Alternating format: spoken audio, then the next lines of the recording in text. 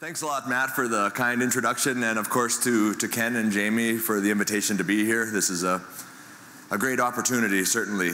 What I've been asked to come talk to you about is really just kind of what we do in Indian Head. I'm with an organization, Indian Head Agricultural Research Foundation, and we really share a lot of similarities with Farming Smarter, so I'm going to spend most of my time just kind of talking about kind of our structure, capabilities, the work that we do, and then as we tail towards the latter half of my presentation, I'll touch on a few research highlights as well, just from a few selected projects. But we might have to go through some of that pretty quickly though, because Ken used up some of my time, so you can take that up with him. So.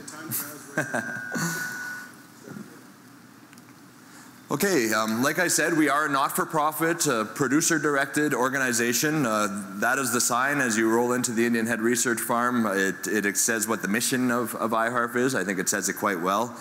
Basically just to promote profitable and sustainable agriculture by facilitating both research and also technology transfer activities such as this for the benefits of our membership and, of course, just the ag community at large.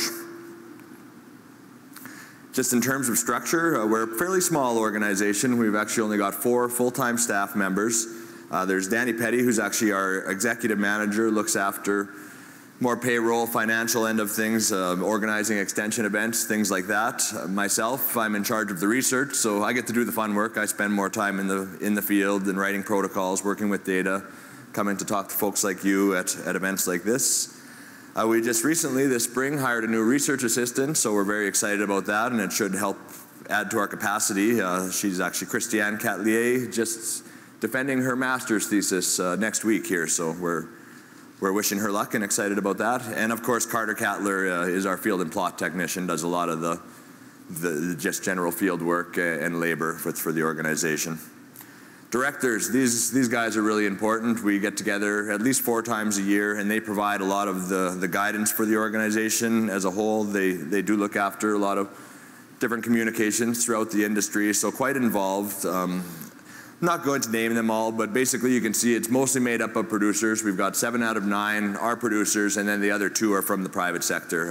Actually, one fella is an agronomist, so gets to interact with a lot of growers in the area and has a real good handle on what some of the emerging issues are. And then also a fellow who's on the grain marketing, grain sales end of things. So it's really a nice, well-rounded board of directors. In terms of members, we've basically got 730 members on our list, and that's about 60% farmers. The other 40% would make up mostly agronomists and other representatives from the industry. Land base, this is an important part of research. Obviously we need land to do the work that we do, so we've had, since its inception, we've worked very closely with Agriculture Canada. This is just a picture of the Indian Head experimental farm, the North Farm, where Guy and his colleague Bill May do a lot of their work, and I also do some of my work. One of the things IHARF does, in addition to small plot work, is we manage any of the land that is not in small plots in a given season. So we basically maintain the stubble, grow crops, make sure that they've got good uniform stubble to work with once they come back in to put plots onto a given piece of land. Because we really try not to ever run research plots in the same parcel of land more than once every 4 years. And I guess just to back up, we actually do rely a lot on rented land, and directly north of the experimental farm here is where I've done a lot of my small plot research. We've got an old farmer up there who owns that section, and he's been really critical. We've always rented land off him on an annual basis, anywhere from 25 to up to 100 acres. IHARF actually owns 2 farms as well. In addition to that, this one here is the Precision Farm. Guy had a photo of this in his presentation, and actually we've done some of our green seeker work there. And that land, that's actually never been in small plot research. We strictly do large scale field, commercial equipment, strip plot trials on that land. And just this spring, we picked up the former Bayer Crop Science Farm. It's about 3 miles east of Indian Head. These are each half-section parcels. And this is going to be the future site of a lot of our small plot research. So far, we just got it this year. I had a few plots out there. We really haven't moved out there yet, but we're kind of managing the land, whipping it into shape, and that's going to be the future home of a lot of our work. And there's really nice facilities there as well, so we're quite excited about that purchase. Equipment. Not going to say a lot about this other than to say that we are fully self-sufficient. We've got a full line of plot equipment, spraying equipment. You can see some different sprayers there. This is actually an Ag Canada unit that we do use, but quite a specialized little gadget. And then we've also got a full line of commercial field equipment as well, which has helped us to manage some of these fill acres, both for IHARF and Ag Canada. And that's something that's really grown over the years, even since my time there. When I first arrived, we were very reliant on the private sector to donate equipment and things like that, and we've managed to purchase and become self-sufficient over the last decade. Funding. Everybody needs money to operate, so this is where we get ours. Actually, about 50% of our gross operating funds come from grain revenues. So we do crop about 1,200 acres in any given year, and we go to private industry to get as much in-kind support as we possibly can. A lot of times it's easier to get products from the private industry as opposed to direct cash funding. So we're able to take those products, convert that into a crop, which we can then sell and generate really important operating revenues. And like I say, that's actually made up about 50% of our gross operating costs, and really help the organization expand in terms of a land base and also equipment purchases, things like that.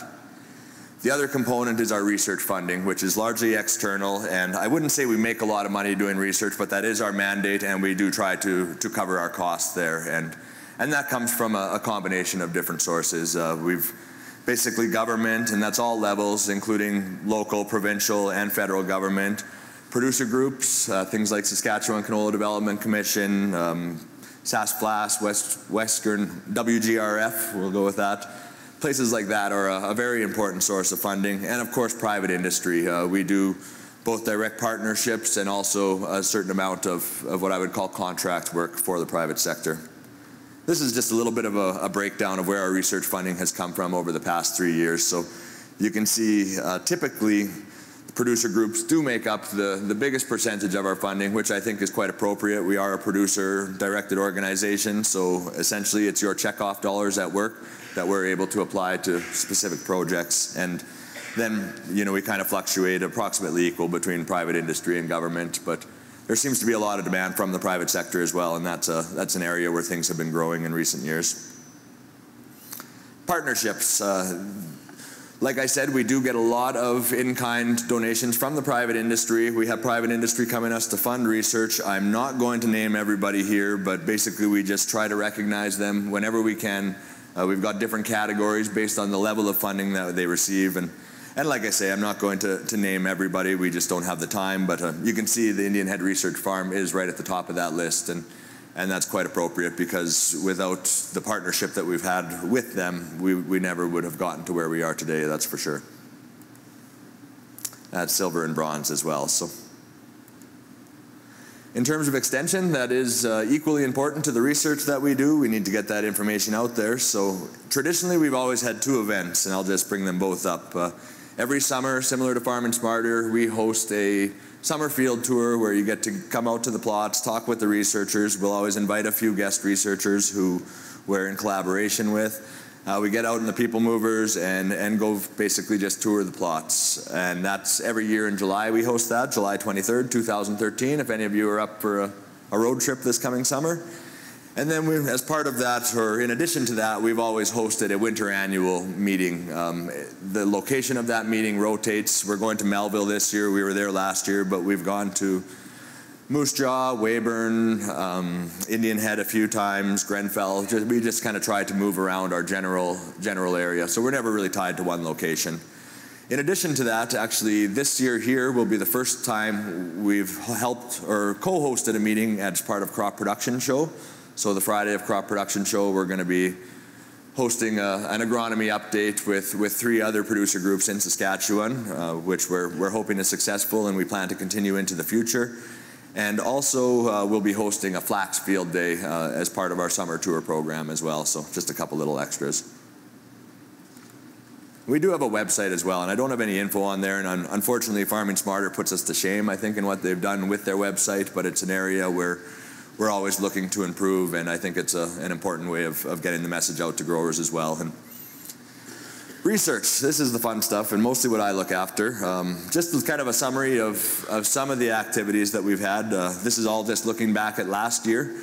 We had a total of 54 small plot trials that IHARF was involved with. 42 of them I basically looked after. They were IHARF exclusive projects, and then another 12 were direct partnerships with Agriculture, Agri-Food Canada that either Guy or Bill May primarily looked after. So a fairly ambitious, busy year. That number has, been steadily growing year after year here. So field scale trials, that's also another really important thing. I think you hear the criticisms a lot of times that small plot research doesn't necessarily scale up to the field and that's true in certain cases, maybe not as true in others, but I mean there's a reason we do things in small plots, but it's always important to be able to scale that research up and see that it actually does apply in the real world. So we've always considered that a fairly important part of our program. I've got multi-product fungicide trials down there. We actually did about 7 different trials this year with 5 different crops, multiple products in each.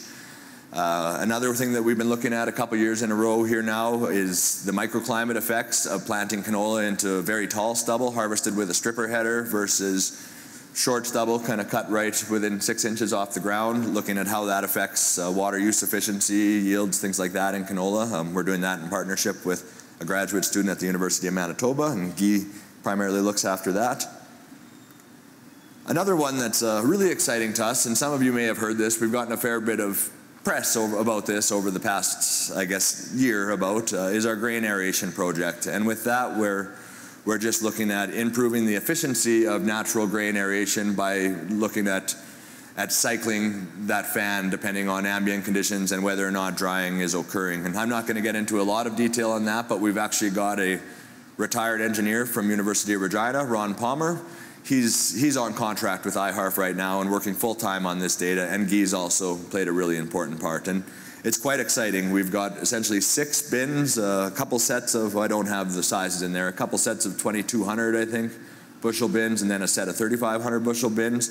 And these are all equipped with an array of sensors and monitoring stations, and we're able to basically monitor how that grain is drying. And for each of those sets, we're comparing this automated system that we've come up with where the fan is going on and off relative to continuous drying. And we've actually, in our initial run here, reduced operating time by about 34%, fan operating time, so energy consumption by about 34%. It takes us a wee little bit longer to dry the grain, if I understand correctly, but some pretty big gains in efficiency. So it's been a subject of some controversy. You probably heard different takes on this, but it's something that we're really trying to look at in a replicated scientific manner. I'm just going to spend the rest of my time here going through a few specific results, and I can't really spend a heck of a lot of time on any of them, but I just want you to get a bit of a feel for what you do and hopefully spark some interest in the organization. You've all heard of micronutrient seed dressings that are available, basically fertilizer products that you apply directly to your seed that are generally marketed to have a positive effect on early season emergence and early season crop development, may or may not translate into a yield benefit, earlier days to maturity, things like that. And this is something that our directors actually prompted us to do some work in. They were hearing a lot about these products, and some of them were using them and wanted to do some research. So I'll talk a little bit about what we've done there. This early trial is actually one that we wrapped up about a year ago, I guess. We did it 2010 and 2011 at 4 locations. We had 4 different crops there: wheat, canola, lentil, and field pea, all fairly important crops in our area. Looked at 2 seed treatments, basically untreated, so that seed didn't have any other than the canola, no pesticide, fungicide treatments, and no micronutrient seed primer treatment. And then the other one actually did receive a seed primer. And in this case here, we were actually using some Omex products. The Pulse has got the Pulse primer, which is 10% calcium, and the wheat and canola had a zinc primer, which is probably the micronutrient of greatest interest throughout most of Saskatchewan. And you get into some areas in the northern part of the province where they're worried about copper, but zinc seems to be one that's on a lot of people's radar and fairly critical for early season growth, so that's what we focused on. Data collection, we really just looked at repeated emergence counts in the spring, and then also what were the impacts on yield. So I'll just run through a little bit of data. This is actually some of the emergence data from Indian Head in 2011. You can see the black lines there. I'll use the mouse. Black lines are untreated. Red is treated. And we've got all four crops into a separate chart there. And you can see, actually, at Indian Head, no impacts on the rate of emergence. Actually, in the case of field pea, we had a slight reduction in our final plant number with the treated seeds. You know, whether or not that's error or not, I don't really know. It did come out to be statistically significant. But that was what we saw at Indian Head. No real consistent impacts on the rate of emergence. Scott 2011, actually when you look at the wheat here, we did have a bit of a positive effect on that rate of emergence with a seed primer there. You can see it about 15 to 20 days after planting, we had more plants popping up out of the ground. All we were doing is we pre-marked meter rows in our plots and came out there at the start of emergence and then just coming back to the same rows and recounting those plants. So a little bit of a benefit there in the wheat early in the season, but you can see once we got to roughly 3 weeks after planting, that difference had essentially disappeared and we had equal plant numbers for both treatments. Similar story with the canola, although this data here was pretty messy and this isn't too intriguing to me, but you can see a slight benefit there at about 12 days after planting where we had more plants per meter squared with a seed treatment. No impact on lentil or field pea. Swift current, no impact on emergence or the rate of emergence in any cases, not for any of the crops. And this is some of the data on yield here where you can see, and to the companies who are selling these products credit, they're generally not marketed to give you a big boost in yield, but that was confirmed by our data where we didn't see any impact on grain yields. So we didn't want to throw the book out on this right away, so we actually carried on some more work with these products just in 2012. We initiated a trial at 4 separate locations, all producer groups similar to IHARF, Indian Head, Swift Current, Scott, and Melfort, so we kind of cover off all the soil zones there. Pretty diverse weather conditions for the most part. Chose spring wheat as a test crop, and for this year we actually took 5 commercial products, all available in the year of 2012. We also had our untreated check, of course, with no seed treatment. The wheat did not have no fungicide, insecticide treatment, so nothing like Raxil, anything like that. And then as an additional check, we also put some in-furrow zinc sulfate in there, so about a 12-pound product per acre just to make sure that we had actually, the product was reasonably well distributed within the row. Data collection, that got a little bit messed up, but what we tried to do with this next round of research, with the fact that these products aren't really marketed for a yield benefit in mind, we really tried to focus on that early season crop growth. So again, we did our repeated emergence counts in the spring. Another thing that we did is at about the 3 to 4 leaf stage, 2.5 to 4 leaf stage, we went out and collected 25 plants from each plot, did some really intensive Hahn stage measurements there just to see what crop development stage the crop was at. NDVI with a handheld green seeker, you know all about that. Early season biomass, we went out and did biomass collections, and then of course we've got our yield there, but we really did want to focus on those early season measurements so that if there was going to be a benefit there, we could try to capture.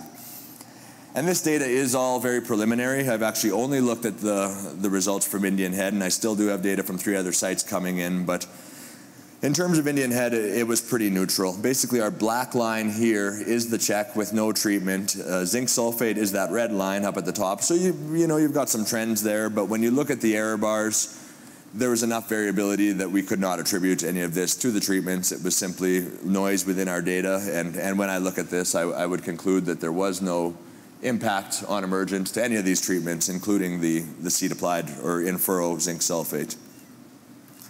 Here's just some of the other data. I'll just try to kind of go through them one at a time, although we don't have to spend a lot of time. You can see that there were no impacts in any cases by my letter groupings there, but here's Hahn stage. So, the stage of the crop was identical regardless of the treatment, really no difference, and really precise measurements as well. We did 25 of these per plot. I mean, we spent 3/4 of a day pretty well out there collecting and looking at these plants. Here's our early season NDVI. I tried to do some vigor ratings where I just went out and looked at the plot and gave it a rating of 1 to 5, but I went through the process and at the end I had no confidence in my numbers really, so I figured the heck with this, I'm getting a green seeker, and went out and took some more objective measurements, and you can see no impact there.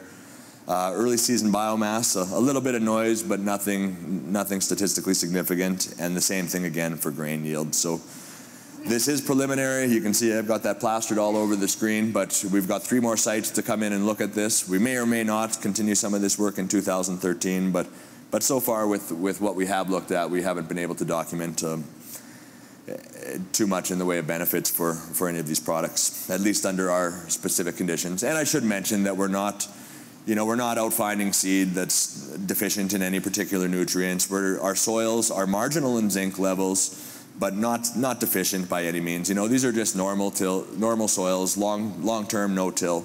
So I wouldn't necessarily expect there to be a problem. If you're in a field where you suspect you do have micronutrient deficiency problems, or you think maybe there's a problem with your seed, maybe it's something to look at, and I can't really comment on that with my own data. Okay, moving along fairly quickly here. Another thing we've done a lot of work with over the past few years, and some of you may have seen some of this data as well, but we've done a lot of work just with straight combining canola and different aspects of that. Some of the earlier work that Guy and I did, we looked at pushing canola with one of those egg shield pushers that essentially artificially lodges the crop relative to standing and swathing, different things there.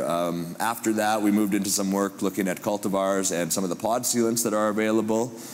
And more recently here, we've really been focusing on some of the varietal differences. As part of our past research there, we weren't really looking for this. Our intent was to evaluate the pod sealants, and we saw some benefits to pod sealants, not real consistent, but what was really striking out of that data were some of the varietal differences that we saw. 5440 was one of the treatments that we had in there relative to actually a canola quality Juncea, which was marketed as being able to, well suited to straight combining, and a few other Roundup Ready varieties. And the 5440 consistently performed really, really well, where our shattering losses were, don't quote me on the exact number here, but probably about 30% maybe of the average of the losses of the other varieties that we had tested. So some pretty striking differences that we didn't expect to see, we weren't really looking for, but that really prompted us to follow up. So we have done some more research here now where we're focusing specifically on varieties. We just finished our second year. We're doing this at 4 locations where we're looking at 12 commercial varieties and essentially just exposing these plants to the worst. We go out once as soon as the crop's ready to combine, harvest it, do our shattering measurements, and then we leave it for at least another month later, hoping that the wind and rain and everything else will come and hit these plots, and we will see some shattering. And under those extreme conditions, maybe see if there are some potential varieties difference there. As you know, Argentine canola, to date, we don't have any varieties that are considered to be shatter resistant, but there certainly are some differences that are out there. So I just have a couple slides showing some summaries here, and this is really oversimplifying it. You can see, I don't know if you can read the varieties across the bottom, but we've got 3 Invigors there. Where's my mouse? 3 Invigors on this side of the bar, then in the middle is all our Roundup Readies, and then a few clear fields over in the far end. And this is actually the absolute seed losses expressed as % of total yield, and this is averaged over 7 different sites. And I do want to say this is oversimplifying things. You can see, not that most of you probably care about statistics, but shattering losses were affected by site, highly affected by site, not too surprising. If you have the right weather for shattering, you're going to get shattering. Cultivar, again, not too surprising based on our previous results that we've seen. And then also, what is interesting is the site by cultivar interaction is significant, meaning that these cultivars did not always behave consistently from one site to the next, which is why I say that this is kind of oversimplifying matters. So in an attempt to try to condense this data into one slide that would be uniform or useful to growers, basically I just went to all of our individual sites, ranked the varieties from 1 to 12, where 1 was the best, 12 was the worst. And then I also calculated the standard deviation of those rankings. So basically, you can see here's Invigor 5440, which was our old winner from the previous research. That's got the lowest ranking, but you can see that standard deviation is also about 2.5, 3, which tells us that it wasn't always the lowest ranking amongst individual locations. There were cases where it was probably 5th or 6th down the line, but it does give you a bit of a sense of how these varieties perform under varying conditions. And well, we did this for just 2 years here, and actually we've just put in for an extension of funding with Sask Canola to carry this on for another 2 years, and we're going to update the varieties, try to just keep things fresh, keep things current, make sure that we can always do have varieties that are relevant, and we would like to, as part of the next round of the research, make sure that we can get some of this information out to you as growers as early as possible. So hopefully, December, January of each year, you're going to have some data from the previous year that takes into account everything we've done to date, and you can use that in your decision making. And we're not just interested in shattering resistance for straight combining. There's actually a lot of implications. If you've got good shattering resistance, you can delay swathing, which will reduce any problems with green seed you might have, give you extra yield because you will get larger seeds. What else? You'll get less header losses when you're actually going out there and picking up that swath. If your swath is exposed to rain, wind, hail, which we've all seen our share of, that's another thing where shattering resistance is going to be a benefit. So I really think this is relevant information to more canola growers than just those who are interested in straight combining. Field scale fungicide trials, we've done a lot of that, and I'm not going to go into detail, but this is actually summarized in our annual report from 2011. I've got everything to date summarized, so if you're interested in looking at some fungicide efficacy results from Indian Head, all these trials are kind of in our local area, so they, whether or not that applies to your area is often questionable, but it's summarized there anyways. Just a quick look here. I'm not going to spend any time, but a couple parameters that I think you'd find interesting if you go to refer to the report is we look at the frequency of response. So of all the trials that we've done with a given crop, and I don't name the products here, but they are listed in detail and individual sites in the full report. But it'll tell you just how frequently we've actually seen a response with that crop to fungicide applications. Canary seed's actually 100% there, which is I don't think anything's 100% in this business, but the 3 years that we ran this trial, we always had a response. And the other thing is your relative treated yields. So between looking at both of those things, growers who are in a similar environment could make some fairly educated decisions as to what is the likelihood of seeing a response to a fungicide application, and if I go out and apply a fungicide every year, what are the long-term impacts on yield, and is that going to be profitable? Just a few highlights, and here I'm not going into any real detail, but I just wanted to close my talk with showing you some examples of some different research trials that we are doing, and encourage you to contact myself. Either give the office a call, look up www.iharf.ca. You can find all of our information and any reports that are available to date, and just come talk to us again. Farming Smarter's that's your local group, but we do some similar work as well, and I would certainly encourage you to at least keep an eye on some of the stuff that we're doing as well.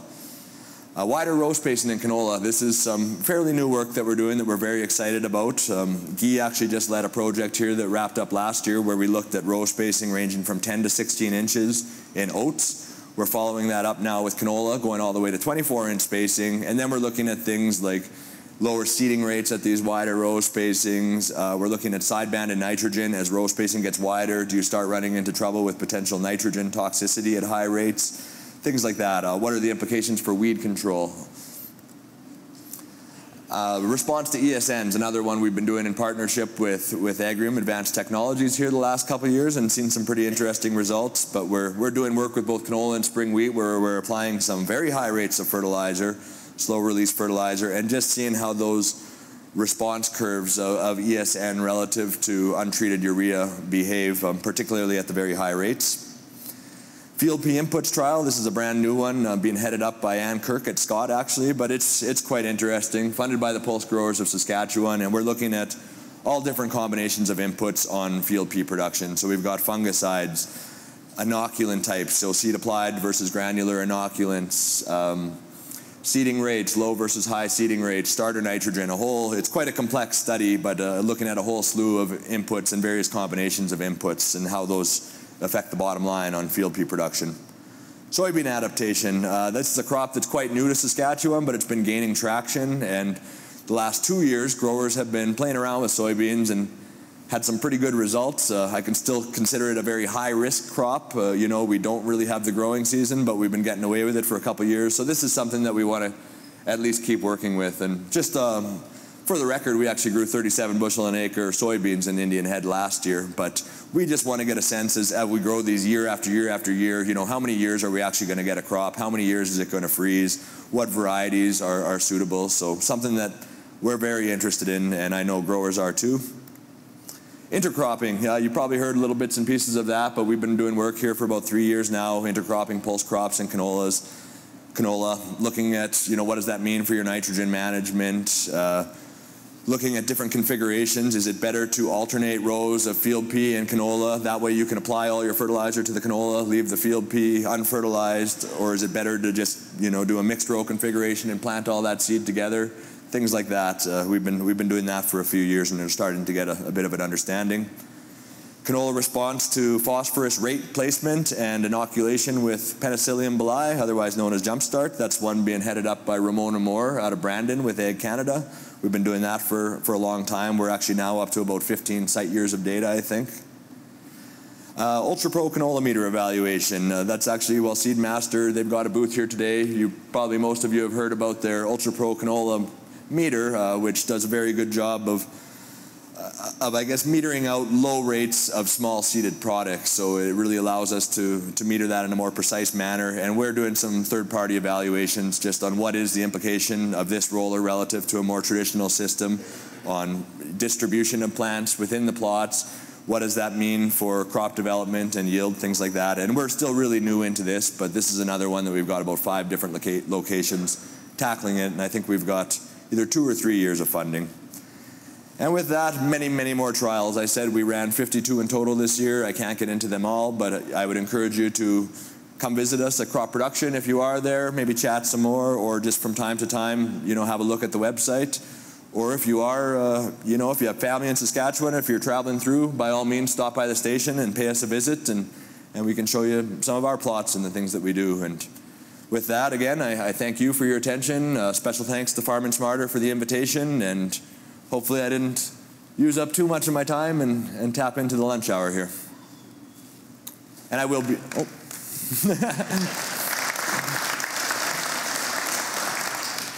Guy and I will